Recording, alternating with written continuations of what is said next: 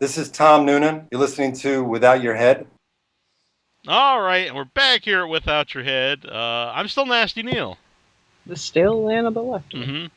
And I remain Terrible Troy. Excellent. And we're joined by James Tallach. He's the director of Silence, a Musical, which is playing currently in Lynn, Massachusetts. And Annabelle and I went to see it last week, and we just loved it. Oh, man. Oh, good. I'm glad. Oh, it was hilarious. I was dying. Mm-hmm. It was so funny. Yeah, I even mentioned that because sometimes I can't do a fake smile for like selfies or pictures. So my new thing is I'm just gonna think of some different music from Silence of the Musical, and it'll put a smile on my face. Okay, so which one will put the biggest smile on your face? I really did like If I Could Smell Her Cunt. Right. That was, and not just that's everyone's favorite. Yeah. It was not just the title, because you think, well, the title's great, but maybe it's not going to live up to that. But no, it was... Oh, it goes above. It does indeed. It does indeed, yeah. I think it has that little shock factor, and people are kind of open mouthed when they first hear, Hannibal sing that song, and then they just go with it, Yeah. Yeah, it fits. Mm-hmm. So, like you said, it's a metaphor. It is a metaphor, but you don't know that till the end of the song. Exactly. No, actually, the actor who plays Hannibal, I noticed this because I don't know. I think we went to see a movie and they put up like different like trivia, and it said when he played him in Silence of the Lambs, he never blinked through the whole movie. And actually, I don't think the actor in the play blinked throughout the whole play. Nope. Yeah, he did a lot of research on Anthony Hopkins and the movie, and one of the stories he found out was that someone had asked Anthony Hopkins at some point, do you think you could ever see Silence of the Lambs on stage? And he was like, no, I don't see how they could possibly do that. And I guess the solution is to make it funny as hell, How did you find this and decide this is what you wanted to do? So Arts After Hours has been doing Halloween shows for about 5 years now. We've done Evil Dead the Musical twice. We've done Cannibal the Musical. I think Trey Parker wrote that one. And last year we did the Texas Chainsaw Musical. And so every year they look for another show to do. And this one, someone somewhere found it. I don't know how. And they got a perusal script and thought it was hilarious and said, yep, let's do this one. It's awesome. Yeah, I unfortunately, I know we were going to go see Evil Dead the Musical, but I think one of us got sick, so we couldn't get to see that one. Where would you? It's weird to rank your stuff you put. Well, where would you rank Silence the Musical with some of those other ones? I mean, I have a personal interest because I directed this one, but I also appeared in Texas Chainsaw and Evil Dead. I think, this one for me is definitely the funniest script, I think. Mm-hmm. The others play pretty true to, Evil Dead plays pretty true to the movie, the first two movies. They have characters from the second movie, and it's that kind of whole story. And Texas Chainsaw is really about Eddie G, instead of the actual Texas Chainsaw Massacre. And there's a lot of humor in both, but this one, I think, this one is the first one, like when I read the script, that I was laughing out loud reading the script. Oh, it's great. Now, some of the little things, like I don't want to spoil it, but did you add anything to it? Because there is like a Trump reference. I would think that's very topical. So was we that? did add that, yeah. Yeah. Which I was all. Yeah, there's a lot of stuff we added. Purely because, the script at various points will say, ad lib here, or do this here, or do whatever you want. There's the people who wrote the script, I totally get the humor and the genre that they're writing for. Mm-hmm. And so there's a lot of freedom, to put in little gags that you can put in that make it kind of topical. And we figured, with this, like, going the way it's going, and, that we would put in some contemporary topical humor. Yeah. It totally worked. And the actors are all excellent. You mentioned they are. The actor that played Hannibal, but Clarice, her accent, speech impediment is incredible. It was funny, though, because when the lights were going down and there were announcements, people were laughing. I thought, what if this person really has a speech impediment? That poor woman. and that's the beauty of this musical, this show. Like, the movie's so iconic.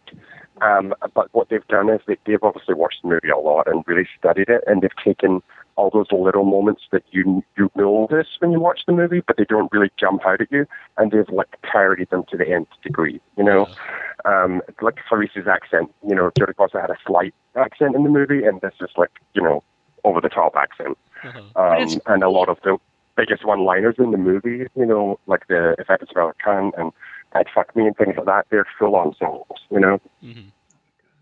It's so funny. You mentioned that the people have really studied and they really understand the movie thoroughly. Earlier in the day, I happened to glance at a review of your show, and apparently that person had never seen the movie and actually recommended people not having to see the movie to enjoy it, which was really bizarre. But it was a very favorable review. They absolutely loved it. So that was wild to me. Like, there's so many, like you mentioned, there's little things going on all the time that Exactly. I mean, I'm a believer in, for this show, you know, you watch the movie before you come, and you will get a lot of little things that you would miss, I think, because when I was putting together the show and coming up with the concept, that was one of the things I did. I made everyone in the cast watch the movie. I watched the movie multiple times and tried to look at things that maybe weren't necessarily in the script, but I thought, oh, this could be a joke, or this could be funny, you know, things like that. So I think watching the movie gives you not a better understanding of the show, but some of those little subtle things that you might miss, I think, jump out more. Now, do you do these just because it is October and it's Halloween, or are you into horror movies and musicals? We do these because it's Halloween and because where Lynn is situated is very close to Salem, Mass. And this time of year in Salem is crazy if you've ever been. You know, there's a lot of tourists from all over the world, from out of state, and we found that a lot of the tourists would come to see our shows because they're here for that kind of Halloween vibe, you know. And so doing shows like this, it helped us promote the theater, and it also helps local businesses because people don't just come to see the show, they'll come for dinner, they'll go for drinks, you know. So that's why we get a lot of local businesses sponsoring us after hours. So it's a really good, you know, kind of companionship type thing between us and the community. It's really interesting about Lynn because, you know, the Lynn has a bad reputation. I've lived in the area. It just does. But through the site, I'm like, wow, this is nice. There's this arts movement, and I saw the partnerships with the different restaurants. And this is really great. So I don't know how long you've been in the Lynn area, worked with this theater or this company. But how is it going? How's Lynn looking with this kind of influence? Looking great. I mean, there's you know, while we've been running our show, they've been filming a movie in Lynn. I don't know what movie it is, but they've used Lynn Arts, which is where we're putting on our show. They've used the Lynn Museum, which is right across the street from the theater. So, I mean, there's a lot of stuff happening. There's a lot of artistic stuff happening here. I think William Shatner was here last week doing a one-man show. So, I mean, there's definitely a thriving arts community. You know, it's just getting the word out to people that it's here, you know? Yeah. Tell people that don't know what Lynn is yet. Exactly. And that's a good thing about shows like this. You know, you get people from, like I said, all over the world and visiting Salem that will come and they tell their friends and then they make this part of their annual trip. You know, like we had a family, there was like 10 of them. They all go to Salem every year. And when we started doing these shows, we started coming to them and it brought more and more and more people every year to come see the shows. So it's great that, you know, word of mouth is getting, you know, out there. Yeah. I came from the Cape to see it. Oh, thank you. Well, thank you. I really enjoyed it. It was good. Awesome. Good. I'm glad. Yeah. Yeah, we've had great responses from the audiences. I mean, pretty much a standing ovation every night for the cast, and people literally from the beginning of the show to the very end of the show, people are just laughing out loud, like so hard, you know. It was funny. It's not like a giant theater, but it felt fine. I didn't feel cramped. I felt like I was still involved with the show. It wasn't like some giant set, but everything worked. Everything had its purpose, and it was enough. And you were really there with it. But in the audience, I was wondering who has seen the movie and who has just now lost their minds because they've heard the word cunt not only being said once, but being repeated in tune.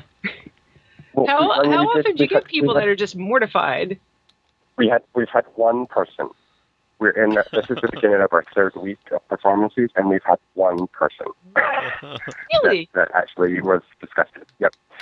Everybody else just gets it, goes with it, and thoroughly enjoys it. Well, did that one person approach someone and say, "I can't believe this. I'm gonna report you"? She actually did in the middle of Hannibal's song. I Can Smell Her Cunt. She stood up. He's like, when you've seen the show, he's on stage right in front of this front row of the audience. And she was in the front row, and she stood up right in his face and said, "This is disgusting," and walked out. And the rest of the audience. But that's great. That's almost like a success of its own. It's kind of like a stamp of approval, you know. It's like, yeah, you know, we did our jobs. Yes, someone actually got offended and laughed. So. I actually kind of wish we were there for that night. That would have been I just would have laughed. How do they? So the actor, he's singing the song. What do you even do after? You just keep going? He's a professional. He just keeps going. Yeah, that's what live theater's like. You know, you never know what you're going to get during live theater. You know. Well, what are some of the people in the play to take on this? Like what other type of performances have they done, and now they're doing? You know, If I Could Smell Your Cunt. So I mean, Chaz, the guy that plays Hannibal, for example. Mm-hmm. The last show I think he did was Guys and Dolls. He played Sky Masterson, you know, and I've known him for a long time, and I was still looking for Hannibal when I was casting the show, and I contacted him and said, "You interested?" He said, "I don't think I can play that." I said, "I do." And he read the script, and he's like, "I'm in."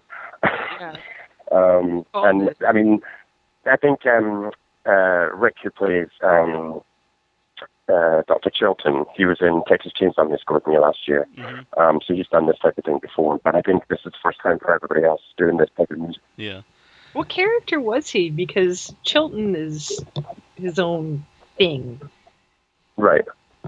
So what was he in Texas Chainsaw? He was, I'm trying to remember the name of the character. He was the boyfriend of the girl that Eddie G falls in love with. Steven, I think his character's name was. Mm-hmm. Does he end up like in a fridge or on a hook or something like that? He ends up becoming the Texas Chainsaw Killer at the end of the show. Spoiler alert. I'd still go. Yeah. I mean, I'm assuming most people that would go have seen the movies. Yeah. And oddly enough, I think that it even makes the music funnier that they are very talented singers. You know, there's like, right. You might think, oh, they're not going to really belt this stuff out, but they do, and that even adds to the humor, I think. Well, I mean, that was important for me because, you know, one of the main things about the movie is it's not a gory movie. It's not like, you know, Evil Dead or anything like that. There's not a lot of blood. Mm-hmm. It's more like a psychological, you know, horror where they don't always show you everything, but they do have those little shock factors. And we tried very hard to keep that vein of thought when we were doing the show.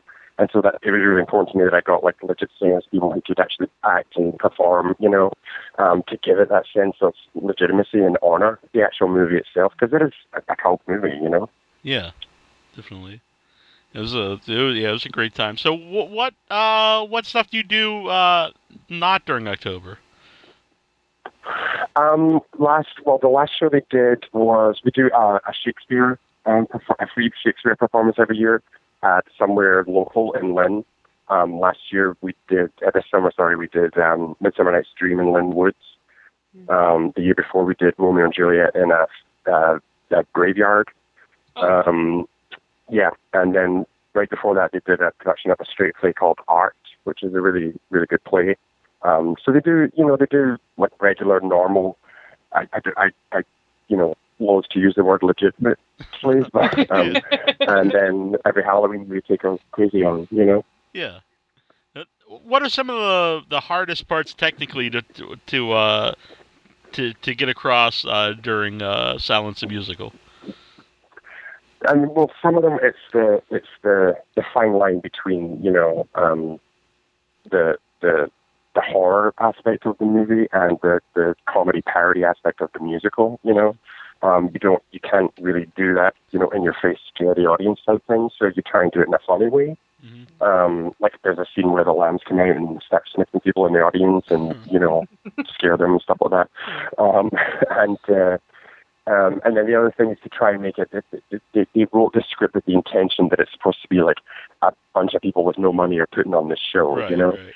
So we thought, how can we do that and still make people feel that they're getting their money's worth, which is when we come up That's with the ideas of the projections, Yeah. you know, to help put in like set pieces and things like that. And then we played with that a little more and came up with the idea of the, you know, the ones where the words come up and type and things like that. So I think that's those are the hardest hilarious. things to get together. Yeah. So that's stuff that you added in. Yeah. I mean, in the script it says, it gives you ideas for, you know, I think they say that the lines are supposed to have cards with those things written on it. So we decided to add a little bit of technology and, you know, go with it there. But all the wording and stuff like that is it. In fact, the video at the beginning, right at the top of the show when Clarice is running in front of the woods, that's actually Lynn Woods. We went with a video camera and just videotaped ourselves walking through Lynn Woods. But we took the words like directly from the movie, you know, the woods near Quantico. So that comes up, but it's actually in front of Lynn Woods. It's amazing. And it just lends to that campy feel. Exactly. Yeah. Oh, it's wonderful. And I think that, you know, you have to kind of do that with a show like this. You know, I think if you spent like millions of dollars on this, it just wouldn't work, I don't think, because it would take away from the actual campiness of the show, you know? Yeah, absolutely. I like also that while you're watching it, you know that the actors, yes, they're doing a great job. They know what they're doing. Their delivery's great. They're on it. They sound good. But you know they think this is funny. Right. Yeah, so you know they're enjoying themselves. Yeah, the fun comes they across. Totally bonded. Because, like I said, the script has that freedom where they can ad-lib and add things and really develop, you know, different things and make things topical that are happening in the world today, you know, even though it's set in the 90s. Which, again, is funny in and of itself, you know. I have to mention a multiple MIGs scene was amazing, even before he projects. But just us watching him in the background was hilarious. So yeah, that was definitely something that I put in, you know, and we added it, or if you caught it or not. But when Hannibal's asking Clarice for her identification, he says closer, closer, closer. I told the actor, you know, you have to like try and come, you know, and then you're like, oh damn it, you know. And we actually added the whipped cream part because it's in the script it's supposed to be silly string, which I didn't think was as funny. I thought having something edible was a little more offensive. So. Definitely. Wow, it really sounds like your version is the one to see. Because I'm sure it's funny otherwise, but it sounds like you really put in a lot. Yeah. What was that? I said I couldn't agree more. Our version is the only one to see. Yeah. It's wonderful. So, will there be? I know because when we were there, they had the CD for Texas Chainsaw Massacre. Yes. Will you have a CD for Silence the Musical? Probably not, because there already exists a CD of the show, because they did it off Broadway. So I think the original cast there did it. We were honored when the writers of Texas Chainsaw Musical came to see our production, and they didn't have a full CD of the show, and they asked us if we would do it. So that was a great thrill for us. But you know, you never know in the future. You know, it shows like, you know, if they don't have a recording, they might ask us to do it again. But it was fun recording that last summer. You know, when we did it. Yeah. But it's available for sale. Yeah, I regret not getting one after I saw Silence, because I had such a good time. Good. Will you bring Silence back? I don't know. That's up to the board, you know. I know they did Evil Dead twice, and they might do it again. I think it depends if people, you know, really enjoy it, or if they want to try something new, you know. New is great, but this was wonderful. Now, I regret not seeing Cannibal the Musical, because I'm a big fan of the movie, and I didn't know you guys. Oh yeah, yeah. Awesome. That was 2 years ago, I think. They did that. Oh, that's very awesome. And now, are there other horror musicals out there that you're eyeballing for the future?